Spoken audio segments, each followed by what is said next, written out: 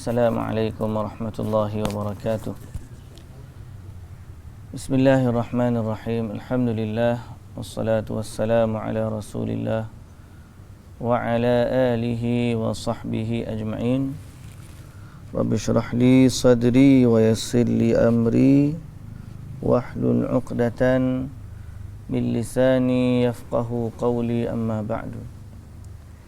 Muslimin dan muslimat, hadirin dan hadirat sedang Jumaah yang dirahmati Allah Subhanahu wa taala sekalian. Alhamdulillah, syukur pada Allah di atas limpah rahmat, kesempatan dan kesihatan. InsyaAllah pada pagi ini kita akan sambung dari surah Al-A'raf. Dari surah Al-A'raf bermula ayat 150. Bermula dari ayat 150. Itulah cerita tentang kisah Nabi Musa lagi. Belum habis lagi. Ini cerita Nabi Musa dengan kaum dia dalam perjalanan menuju Palestin. Dalam perjalanan menuju Palestin.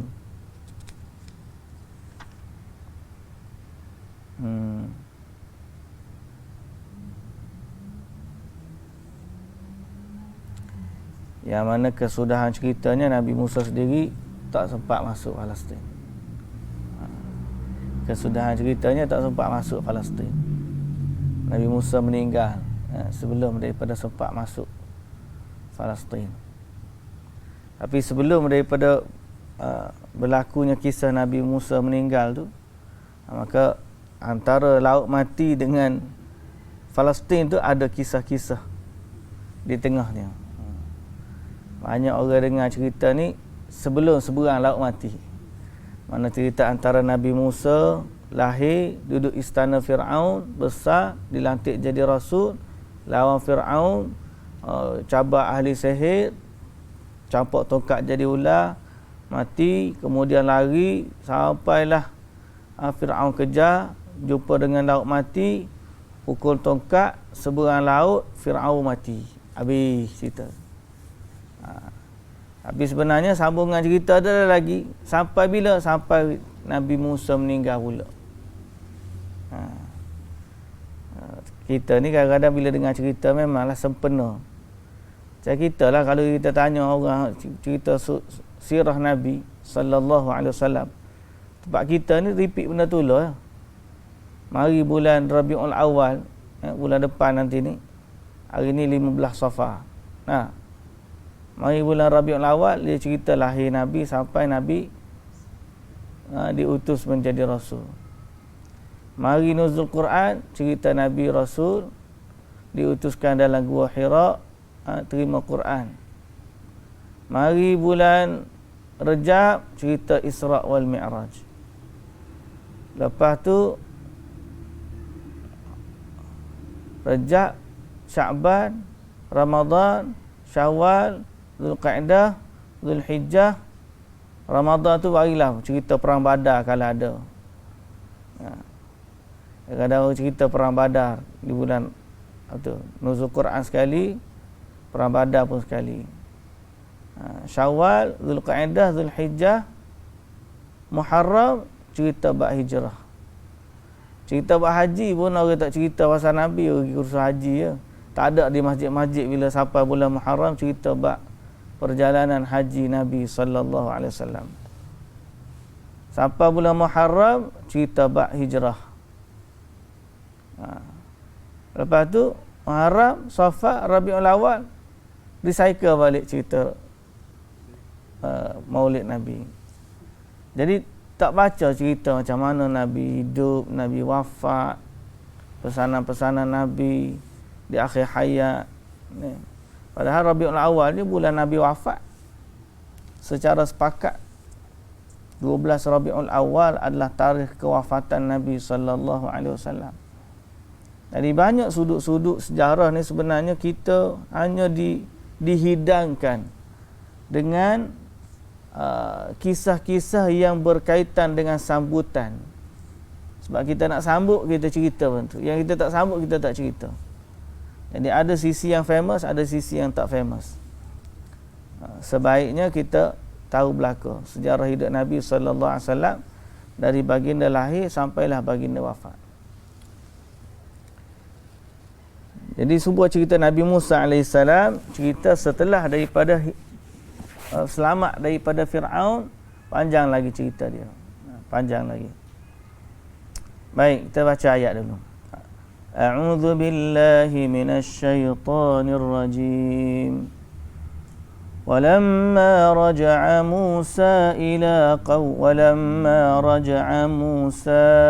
إلى قومه غضبان آسفا قال بئس ما خلفتموني من بعدي أعجلتم أمر ربكم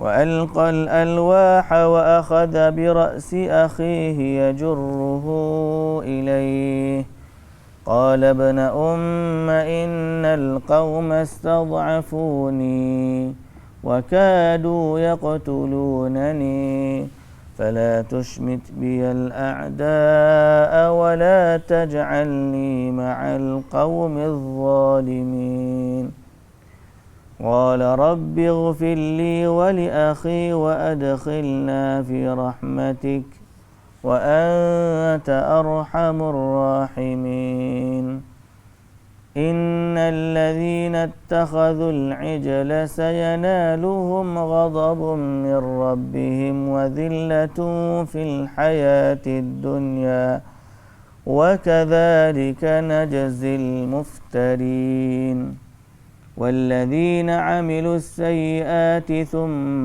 تابوا من بعدها وآمنوا إن ربك من بعدها لغفور رحيم ولما سكت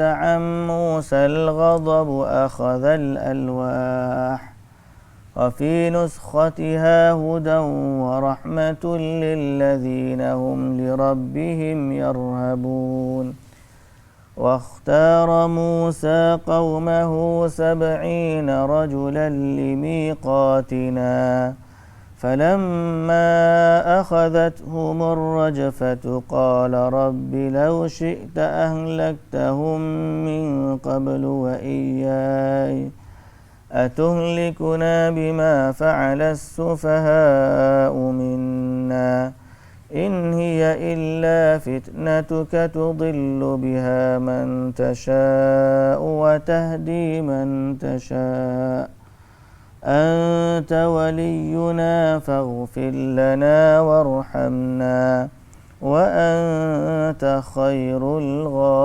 الغافرين. Baik. Bismillahirrahmanirrahim. Alhamdulillah, wassalatu wassalamu ala Rasulillah wa ala alihi wa sahbihi ajma'in. Sekali lagi kita syukur pada Allah Subhanahu wa taala atas limpahan rahmat dan kurnia dari Allah Azza wa Jalla kepada kita. Alhamdulillah, hari ini kita dapat sambung cerita Nabi Musa. Dan sebenarnya cerita nabi-nabi dalam Quran ni memang detail lah. Sehingga sumber yang ada dalam Quran ni lebih detail daripada cerita dalam Taurat, cerita dalam Injil. Sebab kadang-kadang cerita-cerita mereka tu adalah tokok tambah dan ditulis oleh anak-anak murid dia setelah daripada jauh berpisah. Bukan anak murid dia jugalah, siapa peringkat mungkin generasi-generasi seterusnya tu barulah mereka tulis kitab tentang Nabi Musa dan kitab Injil. Tapi kita alhamdulillah ada belaka detail. Dalam kitab Al-Quran ada detail semua kisah-kisah. Dan sebab itulah dia menjadi ukuran dan Al-Furqan bagi kita. Kita tengok dalam video dakwah Dr. Zakir Naik, orang-orang Islam ataupun orang non-Muslim ni, bila tengok fakta Quran, memang dia akan jadi mudah untuk dia beriman kepada Allah. Kerana nak banding dengan kitab-kitab mereka, kita lebih detail. Malam pun tengok video dia tu, tengok video-video lama yang orang yang ateis tanya, kenapa, why should I impress with the creation of God? Sedangkan pada Allah dia like a piece of cake, dia kata. Allah nak apa-apa Allah kata kun fayakun. Jadi why should I amaze? Asyik dia punya pemikirannya. Allah seolah-olah kalau Allah cipta langit, Allah cipta bumi, Allah cipta matahari, bulan, bintang, Allah cipta kita, okey. So what? Seolah-olah gitulah. Dia rasa bagi tu memanglah muka dia Allah, dia Tuhan, dia boleh kun fayakun. So pada dia gitu, dia sudut angle dia tengok tu lagu tu. Lepas tu dia bagi contohnya. Dia bagi contoh apa? Bill Gates. Pernah tengok video tu? Dia kata kalau Bill Gates beri kepada aku $100, it's okay because Bill Gates ada harta berjuta-juta. Cakap bagi RM100, tak ada apa bagi dia. So why should I amaze? Dr. Basit lah. Dr. Zakir Naik jawab, brother, the question should be why Bill Gates give you $100? Why Bill Gates give you? Kalau orang lain give you, I don't mind. But Bill Gates, mana ada something pada kamu, kenapa Bill Gates bagi?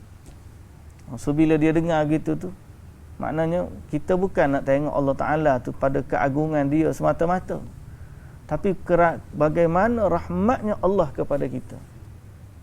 Bila Allah Ta'ala sebut langit, bulan, bintang, bukan kerana Allah nak suruh kita ni nak suruh bila kita puji Allah bertambah kekuasaan Allah. Tak, kalau kita tak puji pun Allah Ta'ala tak bertambah pun kekayaan dia.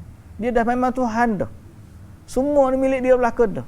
Kita puji ke tak puji ke, tak ada yang mengurangi kekayaan Allah, dan tidak ada yang menambahkan kekayaan Allah kerana dia Tuhan yang Maha Kaya. Tapi yang kita kena fikir ialah bagaimana besarnya rahmat Allah kepada kita. Langit, bumi, bulan, bintang, matahari, kemudian binatang-binatang, pokok-pokok Allah Ta'ala jadikan untuk beri kemudahan kepada kita. Jadi alhamdulillah, bila jawab gitu dia pun puas hati. Saya ingat video tu lama dah. Saya pun tengok lama dah video.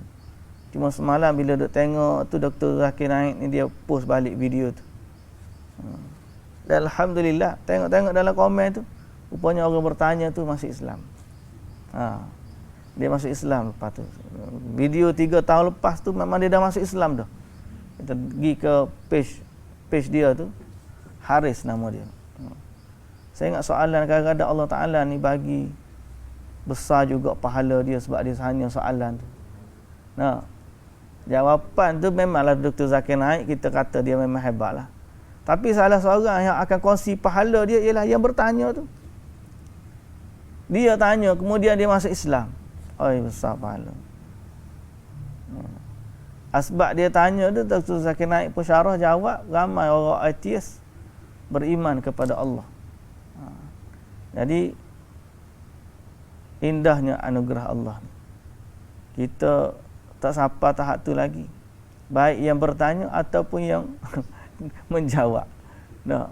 Kalau kita tukar tanya, tak apa Dr. Zakir Naik tu, biar dia tolong jawab. Tapi tak tanya pun tak, jawab pun tak. Tapi mudah-mudahan Allah Ta'ala rahmatilah kita. Baik. Jadi sambungan cerita Nabi Musa ni.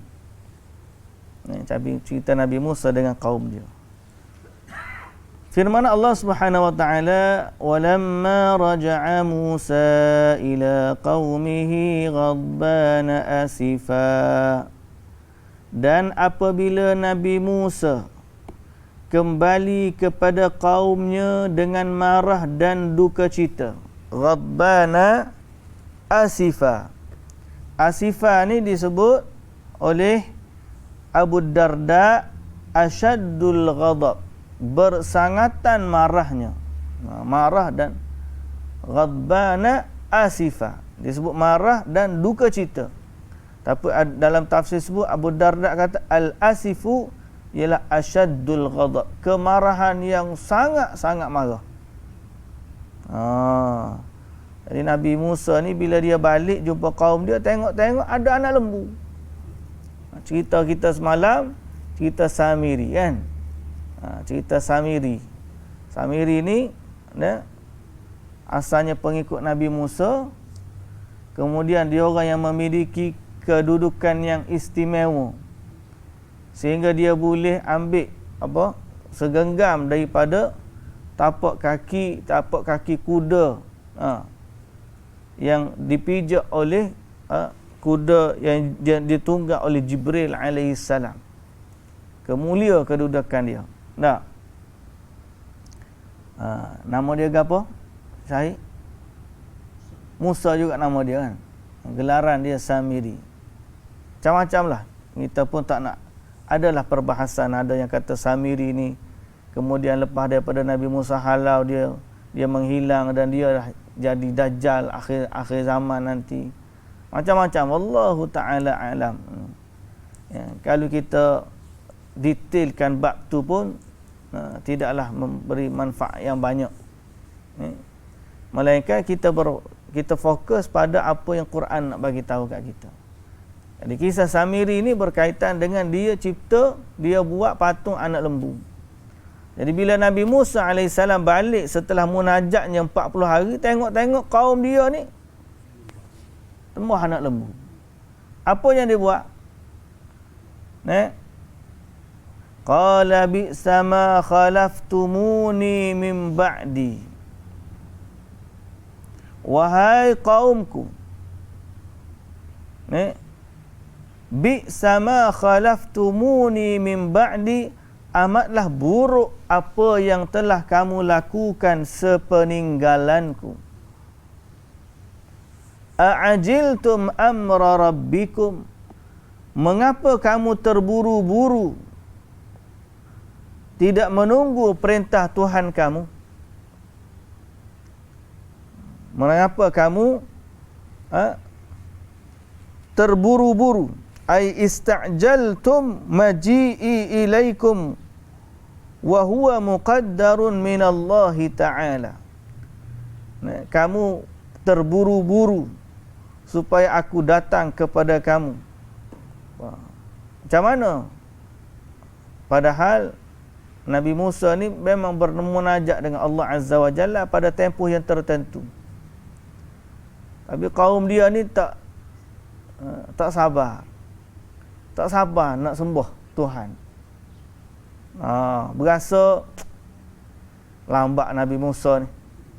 Kita buat dululah. Dia rasa tak, ajiltum amra rabbikum. Perintah Allah tu dirasakan lambat pada mereka.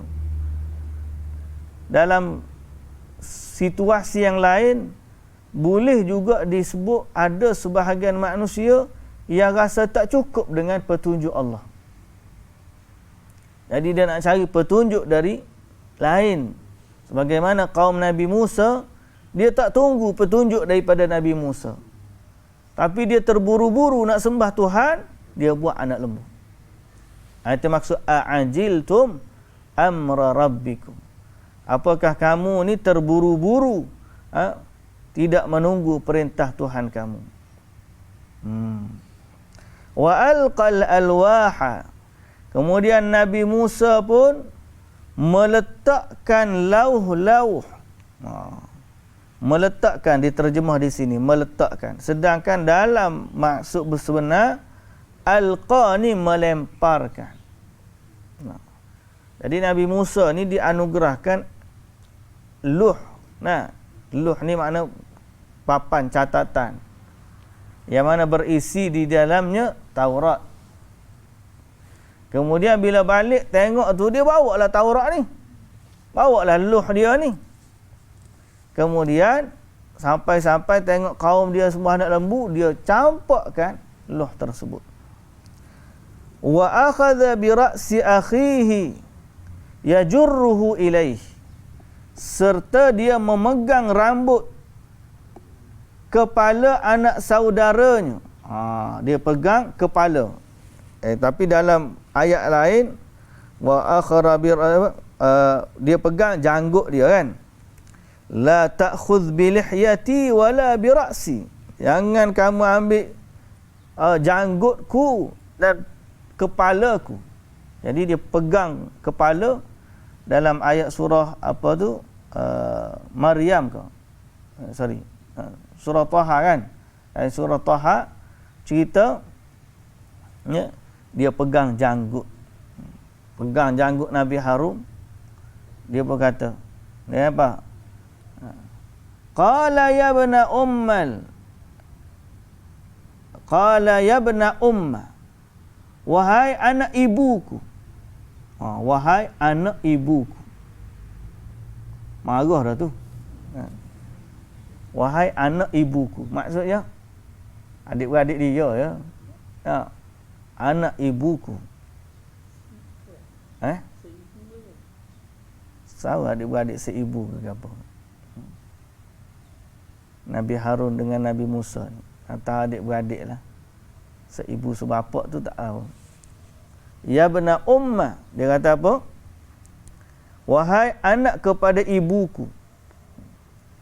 Sesungguhnya kaum Bani Israel memandangku lemah. Nabi Harun jawablah tu. Nabi Musa marah kat dia. Dia pun jawab, wahai anak ibuku.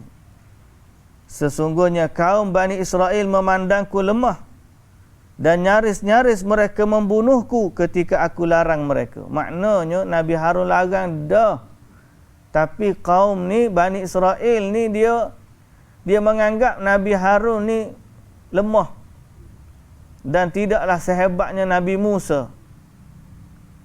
Tidak sehebatnya Nabi Musa. Padahal nak banding Nabi Harun dengan Nabi Musa gagap. Nabi Harun ni dia yang petah bercakap sebagai wakilnya Nabi Musa, ataupun pasal Nabi Musa ni lidah dia kan terbakar waktu dia kecil tu. Tapi dalam keadaan tu Bani Israel ni dia tengok Nabi Harun lagi lemah kedudukan dia daripada Nabi Musa. Sehingga bila Nabi Harun larang, dia tak dengar. Dia tak ikut. Wa kadu yaqtulunani, bahkan hampir-hampir mereka membunuhku. Nyaris-nyaris mereka membunuhku. Fala tushmit biyal a'da, maka oleh itu janganlah engkau menjadikan musuh bergembira melihat tempelakmu terhadapku. Janganlah sebab memarah aku ni, musuh-musuh orang hak tak kenal kepada aku ni rasa seronok. Wala taj'alni ma'al qaumiz zalimin, dan janganlah juga engkau masukkan aku atau jadikan aku termasuk dalam golongan orang-orang yang zalim. Okey. Zahirus siyaq annahu innama alqal alwah ghadaban ala qaumihi. Zahir siyaq atau ayat ni menunjukkan Nabi Musa ni dia campak luh dia, papan luh dia tu kerana nak marah kepada kaum dia. Dalam ayat ni juga ada menyebutkan kaedah yang bersamaan dengan ada riwayat yang menyatakan demikian hadisnya, itulah laisal khabar kal muayanah. Tidaklah dengar berita ni sama seperti tengok. Kita dengar satu berita tak sama dengan kita tengok betul-betul. Nabi Musa alaihissalam dia dah diberitahu tentang kaum dia. Waktu dia munajat tu Allah dah bagi tahu dah apa yang berlaku kepada kaum dia. Tapi masa tu dia tak marah lagi. Dia balik bawa eluh dia tu. Cuma bila dia sampai kepada kaum dia, tengok kaum dia sendiri, barulah dia marah dan juga dia campakkan eluh tu. Jadi di sini menunjukkan satu keadaan bahawa kita ni kalau tengok depan mata dengan dengar cerita lain. Boleh jadi yang dengar tu sikit baru sampai realitinya berat. Atau sebaliknya, dengannya berat, realiti saya tengok tak seberat ini. Baik.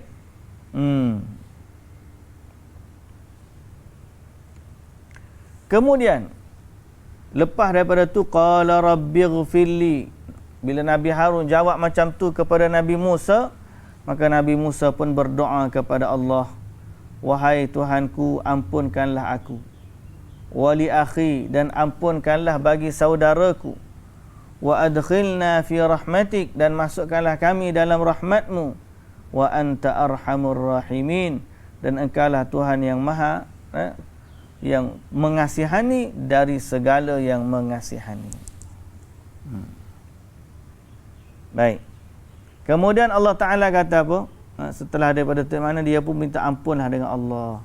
Nabi Musa AS minta ampun di atas kekurangan yang ada pada kaum dia, dan kekurangan yang kesilapan yang ada pada Nabi Harun.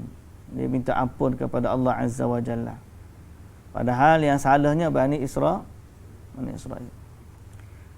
Lalu Allah Ta'ala kata, innal ladhina ittakhadhul ijla sayanaluhum ghadabun min rabbihim wa dhillatun fil hayatid dunya. Sesungguhnya orang-orang yang menyembah patung anak lembu itu akan ditimpa kemurkaan dari Tuhan mereka dan kehinaan dalam kehidupan dunia. Apa yang dimaksudkan kehinaan dalam kehidupan dunia? Pertama, orang-orang yang menyembah anak patung ni memang Allah murka kerana mereka berbuat syirik. Jadi mereka mendapat pertama kemurkaan Allah. Yang kedua, mereka mendapat wazillatun fil hayatid dunya. Mereka mendapat kehinaan dalam kehidupan dunia. Hina di sini umumlah, secara umumnya kehinaan di sini adalah kehinaan dalam kehidupan mereka. Tapi secara khusus bagi umat Nabi Musa alaihissalam, ayat ni kan umum kan, tapi kalau khusus kepada umat Nabi Musa alaihissalam, kehinaan di dunia bagi mereka ialah Allah Ta'ala tidak akan ampunkan mereka sehingga mereka bunuh diri mereka.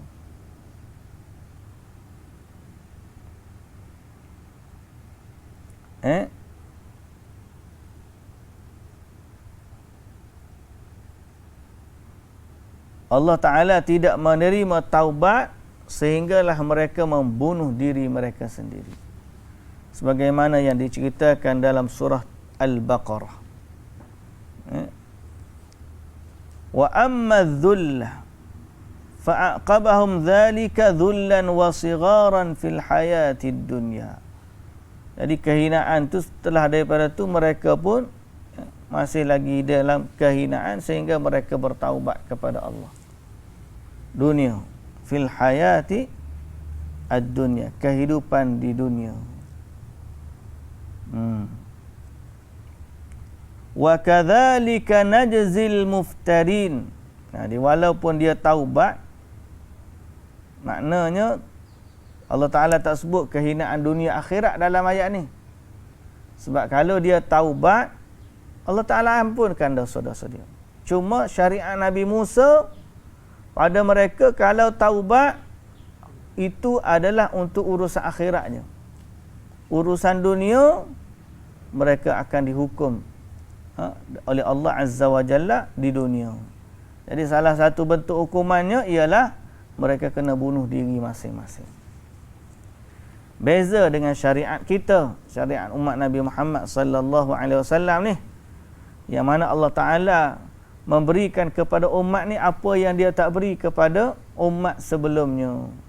Antaranya ialah keampunan Allah yang melimpah.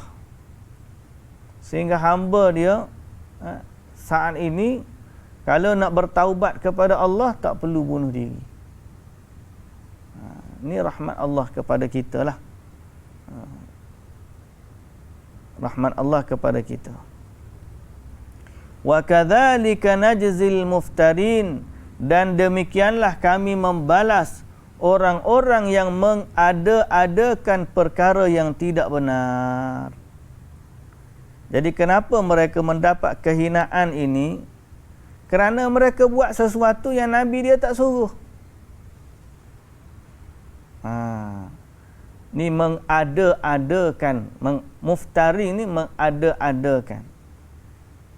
Benda yang tak ada biar jadi ada. Jadi Allah Ta'ala kata, demikianlah kami hukum orang yang bersifat gitu. Karena itulah Al-Hasanul Basri berkata, inna dhullal bid'ati ala aktafihim. Kehinaan bid'ah itu berada di atas bahu-bahu mereka. Mana dosa mereka ni kerana tak ikut Nabi dia. Jadi diberikan kehinaan. Al-Hasanul Basri sebut guna kalimah dengan istilah, dia kata bid'ah. Sebab pengikut Nabi Musa ni tak ikut Nabi Musa, dia buat bid'ah. Ya. Jadi mereka-reka amalan dalam agama ni berat hukuman dia. Berat hukuman dia. Tidak ada yang menimpa kaum Nabi Musa melainkan kerana mereka tak ikut Nabi Musa, pergi ikut buah Samiri. Jadi kita pun sebenarnya dalam bab beragama kena ikut Nabi Muhammad sallallahu alaihi wasallam. Dan inilah antara benda yang kita minta dengan Allah, supaya Allah tak jadikan kita ikut jejak langkah Bani Israel.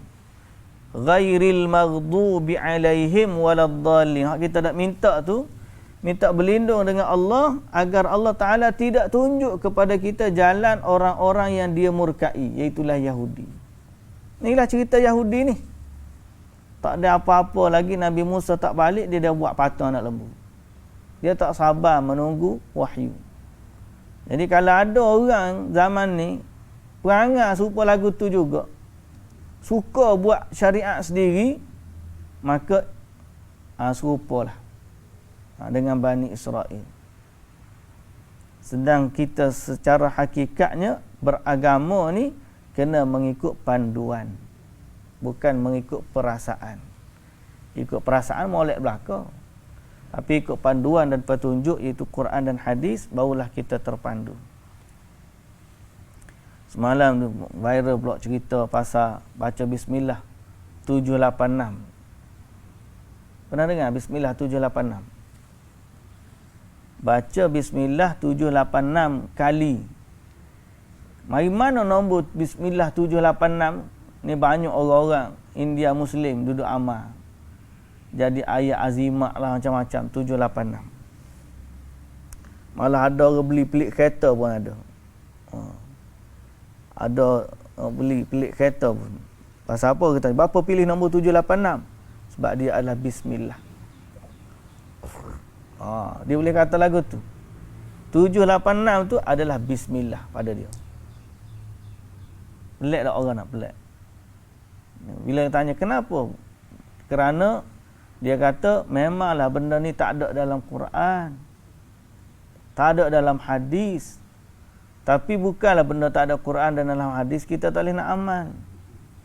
Ya Allah, sedaknya mulut dia kecek. Dah tahu dah tak ada dalam Quran, dah tahu dah dalam hadis, apa yang nak buat juga. Kini bimbangi jadi serupa pengikut Nabi Musa. Tak ada Nabi Musa balik ajak, dia dah buat dah patung anak lembu. Pasal apa? Nak buat semangat nak ibadat ni. Nabi Musa balik bawa kitab Taurat nak ajar ke demo, tengok demo semua patung dah.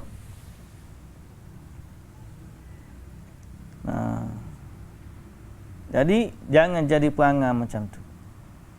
Dia kata apa lagi? Bismillah 786 ni sebab ada satu ilmu nama dia Hisabul Jummal.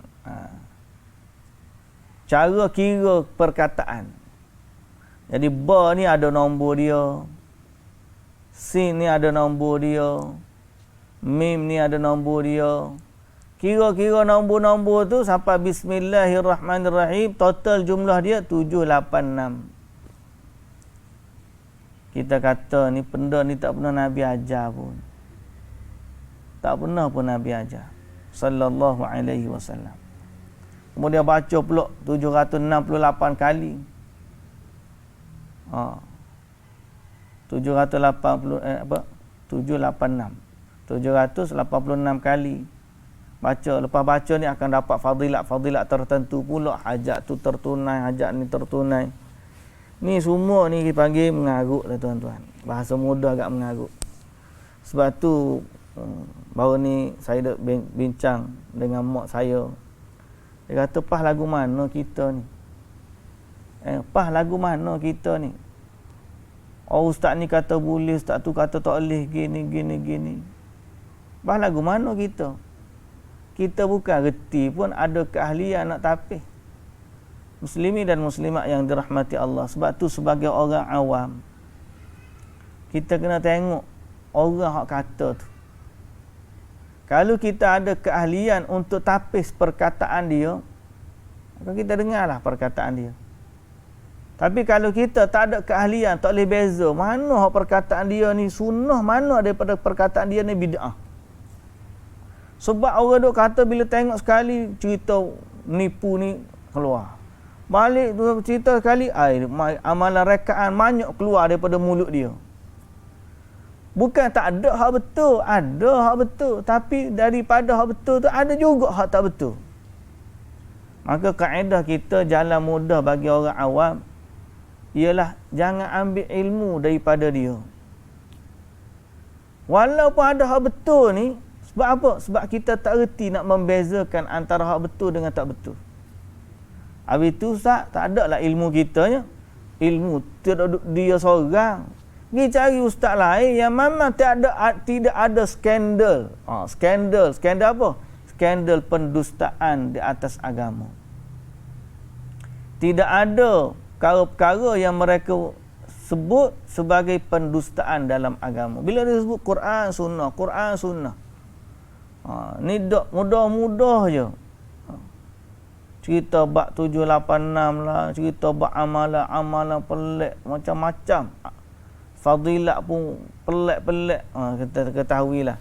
Orang macam ni jangan ambil ilmu daripada dia dulu lagi mula-mula. Pasal apa?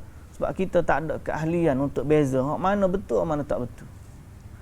Karena itu Abdullah Ibn al-Mubarak kata, al-isnadu binad-din. Menyandarkan ilmu ni sebahagian dari agama. Maka kamu tengoklah daripada siapa kamu ambil ilmu kamu atau ambil agama kamu. Daripada siapa kamu ambil agama kamu. Macam orang katalah, kenapa tak boleh baca Bible? Siapa kata tak boleh baca? Boleh.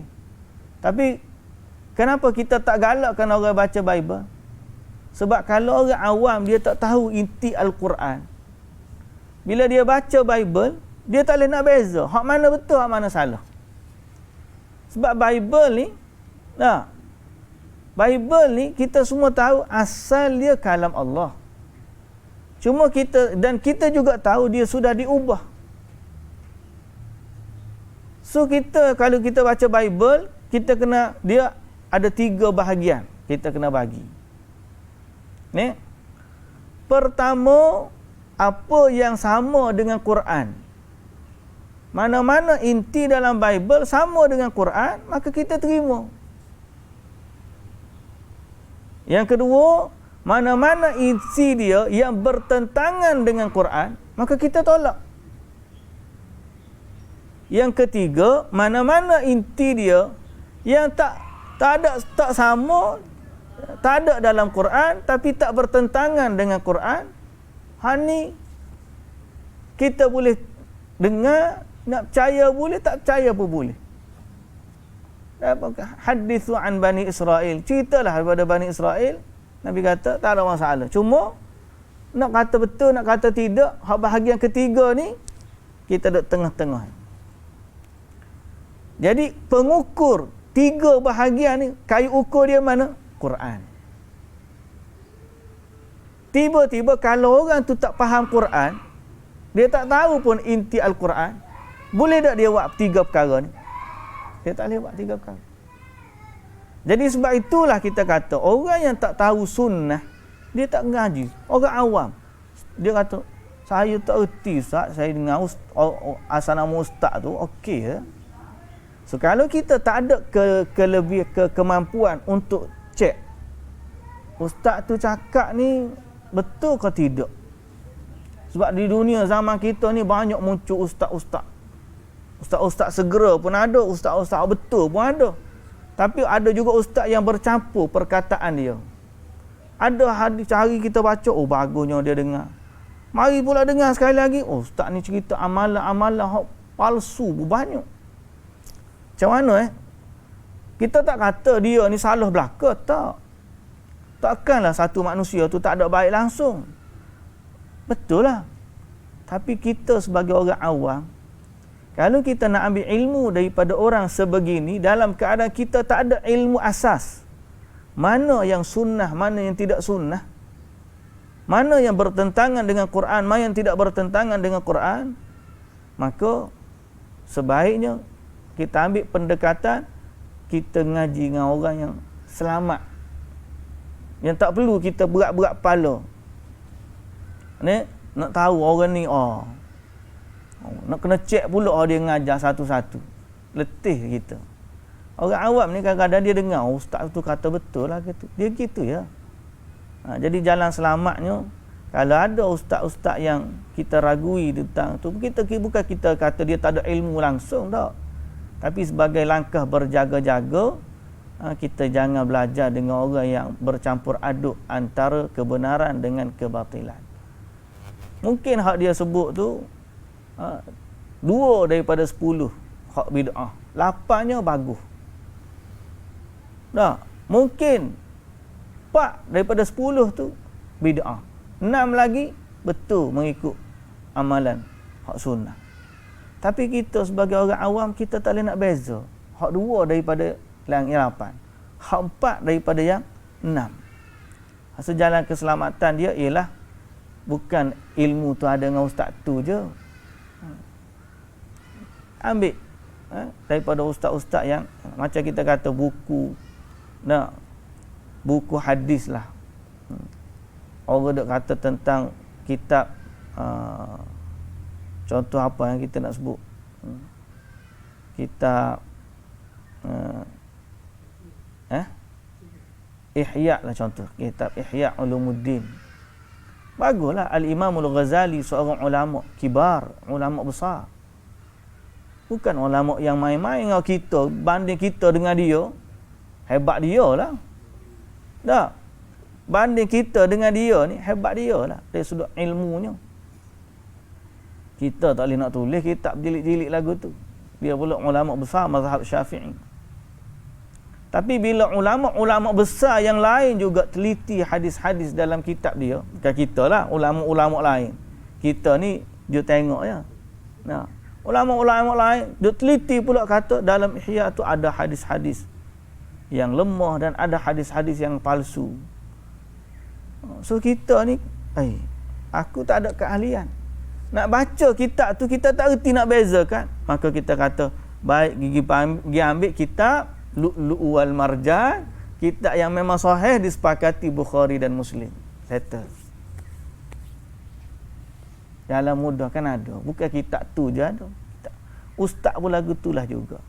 Ustaz ni dia ngajar ada hak betul, ada hak tak betul. Ada seorang lagi ustaz ni, kita tahu dia kalau ngajar ni dia akan cek dulu hadis-hadis dia begini. Walaupun penyampaian ustaz ni tak berapa sedap, konten dia bagus. Ustaz ni penyampaian dia memang marvelous, tapi konten dia bermasalah. Hak mana kita nak ambil? Kita kena ambil yang berkonten yang tak ada masalah ni, supaya kita dalam beramal selamat. Ini panduan untuk kita ni mencari guru lah, kalau kita kata. Carilah yang benar. Mintalah petunjuk dari Allah Azza wa Jalla. Kadang-kadang kita ni step yang pertama ialah, the first step ialah memilih guru. Jumpa guru yang baik, alhamdulillah baiklah. Jumpa guru yang tak baik, maka kita ni, mazhab kita sebenarnya bukan mazhab Syafi'i. Siapa yang kata mazhab Syafi'i, kita kata kitab Syafi'i mana hak dia baca? Tak ada. Dia tak baca pun kitab Syafi'i, kitab Al-Um ke Risalah kau tak baca. Habis itu dia mengaku mazhab Syafi'i. Iyalah. Sebenarnya dia adalah mazhab ustaz dia. Apa hak ustaz dia bagi tahu, hak itulah dia amal. Masyarakat kita sebenarnya lagu tu je. Mazhab dia sebenarnya mazhab ustaz. Ustaz ni kata boleh, dia buat. Ustaz ni kata tak boleh, dia tak buat. Ustaz tu kata begini, dia kata gitu. Mana apa? Dia pun tak tahu ustaz tu ambil mana. Lalu kita kata Bismillah 786 ada dalam mazhab Syafi'i? Tak ada. Confirm tak ada dalam mazhab Syafi'i. Bismillah 786 ni. Selawat 1,000,000 kali ada dalam mazhab Syafi'i? Tak ada. Confirm tak ada dalam mazhab Syafi'i. Jadi habis tu ustaz tu ajar tu. Sebab dia ikut ustaz. Jadi ambil iktibar daripada perkara yang telah berlaku kepada kaum Nabi Musa. Mana silap dia? Dia tak sabar tunggu Nabi Musa balik. Samiri campak tu jadi anak lembu, dia pakat pergi sembah anak lembu. Nabi Musa balik, marah Nabi Musa. Campak Taurat, campak Al-Wah tu bukan campak nak buang dah, tapi dia nak marahnya kepada kaum dia. Dia campak luh dia, pegang janggut Nabi Harun, marah tu pasal nak marah ke kaum dia. Allah Ta'ala murka kepada mereka yang ambil anak lembu ni jadi sembahan. Kemudian mereka dihukum, mereka boleh bertaubat, tapi mereka kena bunuh diri mereka. Jadi begitulah keadaan dia. Tapi ustaz tu kata juga, tak apa, tak ada dalam Quran pun, tak apa, tak ada dalam hadis, selama kita tak terlibat dengan syirik. Tak dia bahasa. Selama tak terlibat dengan syirik. Jadi nak tunggu berlaku syirik dulu, baru tak. Bid'ah ni kalau dah sampai syirik tu, habis lah. Sebelum sampai ke syirik tu, kita kena tinggal dah. Apa dia? Menyelisihi Nabi sallallahu alaihi wasallam. Kalau sampai kepada syirik, yang tu memang total loss. Tak boleh claim apa akhirat besok. Total loss. Tapi kalau terlibat daripada dalam amalan-amalan yang sebelum tu menyelisihi Nabi, sekurang-kurangnya yang tidak diterima amalan tu. Amalan tu tak terima, rugi jugalah. Rugi juga. Cuma tidak total loss lah. Kita dua-dua tak nak. Total loss pun tak nak, menyelisih Nabi pun rugi pun tak nak. Pasal apa? Kita nak yang untung. Untung dia apa? Mengikut sunnah Nabi sallallahu alaihi wasallam. Jangan duk main tak apa, hak Nabi tak buat pun. Tak apa, tak ada dalam Quran pun selama kita tak syirik. Lepas tu orang tahu mana benda tu syirik ke tidak. Banyak saja kadang-kadang mereka tak sedar mereka sedang berbuat kesyirikan. Sebab tu jalan paling selamat ikut jalan Nabi je. Apa yang Nabi buat kita buat, apa yang Nabi tak buat kita tak buat. Walaupun banyak lagi amal tu hak Nabi buat pun banyak lagi kita tak habis nak buat. Jadi gitulah dalam keadaan kita ni mencari agama. Jalan keselamatan bagi kita adalah berada di atas jalan sunnah. Berada di atas jalan sunnah Nabi sallallahu alaihi wasallam. Biarlah kita ni amalan tak banyak tapi menepati sunnah. Orang kata orang sunnah ni malah dia tu. Asyik-asyik halang orang buat ibadat je. Kita bukan halang buat ibadat, kita sayang kepada Nabi sallallahu alaihi wasallam dan kita sayang kepada agama. Dan kita sayang kepada saudara kita seagama. Kita tak nak dia buat amalan yang sia-sia. Biarlah kita semua ni kembali bertemu dengan Allah dan kembali bertemu dengan Rasulullah sallallahu alaihi wasallam dalam keadaan kita diakui sebagai umatnya. Baik, muslimin dan muslimat yang dirahmati Allah. وَالَّذِينَ عَمِلُوا السَّيِّئَاتِ ثُمَّ تَابُوا مِنْ بَعْدِهَا وَآمَنُوا inna rabbaka min ba'diha laghafurur rahim. Dan orang-orang yang melakukan kejahatan kemudian mereka bertaubat sesudah itu dan beriman, maka sesungguhnya Tuhanmu sesudah itu Maha Pengampun lagi Maha Pengasihani. Okey. Jadi ayat ini Allah Subhanahu Wa Taala menceritakan kepada orang yang bertaubat. Cerita kalau dia bertaubat, maka Allah yang Maha Pengampun. Ini galakan kepada orang yang dah buat salah untuk bertaubat. Sama ada pengikut Nabi Musa ataupun pengikut Nabi Muhammad sallallahu alaihi wasallam. Ibnu Abi Hatim menceritakan ayat ini, orang yang buat salah kemudian bertaubat, beriman dan bertaubat, maka Allah Ta'ala sesudah itu Maha Pengampun lagi Maha Mengasihani. Dia kata su'ila dzalika ya'ni 'anil rajul yazni bil mar'ah thumma yatazawwajuha. Satu hari Ibnu Mas'ud ditanya tentang seorang lelaki berzina dengan perempuan. Kemudian dia nak kahwin dengan perempuan tersebut. Dia kahwin dengan perempuan tersebut, maka dia bacakan ayat ini. Jawapan dia baca. Orang tanya, dia jawab hal ni je. Dia tak suruh, dia tak larang. Dia tak kata, mungkin kahwinlah dengan wanita kamu yang zina. Dia pun tak larang. Orang tanya tu, dia baca ayat ni. Siapa-siapa yang dah buat salah, kemudian dia bertaubat, beriman, kemudian Allah sesungguhnya Allah setelah daripada itu Maha Pengampun lagi Maha Mengasihani. Baik, muslimin dan muslimat yang dirahmati Allah. Walamma sakata an Musal ghadabu akhadhal alwah. Sehinggalah apabila hilanglah kemarahan atau redalah kemarahan Nabi Musa, dia pun mengambil luh-luh Taurat itu yang di dalam naskhahnya terkandung petunjuk dan rahmat. Dan bagi orang-orang yang petunjuk dan rahmat bagi orang-orang yang bersungguh-sungguh takut kepada Tuhan mereka dari melanggar perintahnya. Maka setelah dia marah, reda kemarahan dia, dia pun ambil balik luh-luh yang dia campakkan tadi. Okey. Kemudian pergilah mengajar balik kepada Bani Israel. Baik muslimin dan muslimat yang dirahmati Allah, ayat yang 155 ni sambung besok insya-Allah. Wallahu taala alam. Subhanakallahumma wa bihamdika asyhadu an la ilaha illa anta astaghfiruka wa atubu ilaik. Assalamualaikum warahmatullahi wabarakatuh.